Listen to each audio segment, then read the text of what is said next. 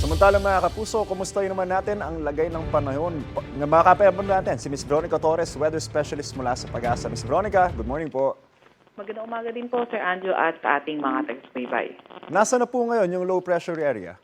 Po itong low pressure area na minamonitor nga natin ay pumasok na ng ating Philippine Area of Responsibility at kanina alas 3 ng umaga, ito ay nasa may layong 1,230 kilometers silangan ng Central Luzon po.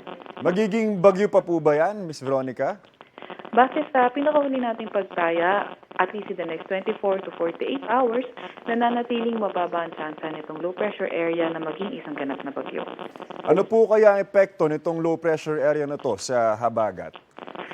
Kung sa habagat ay actually hindi naman pinapalakas o na-enhance yung habagat. Pero ito yung dahilan kung bakit ramdam sa malaking bahagi ng ating bansa itong epekto nga ng habagat po. Magtatagal po ba yan yung epekto nitong low pressure area buong linggo? O ngayong araw lang baka mag-dissipate na rin po?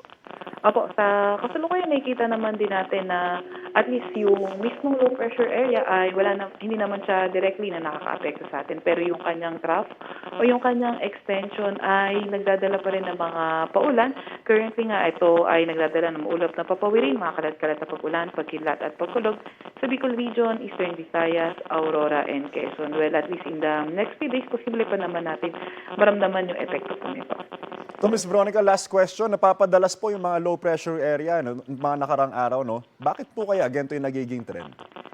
Opo, so may mga, posible pa rin naman po talaga magkaroon ng mga low pressure area, lalo na po malaki yung area na puro karagatan, lalo na sa east po natin.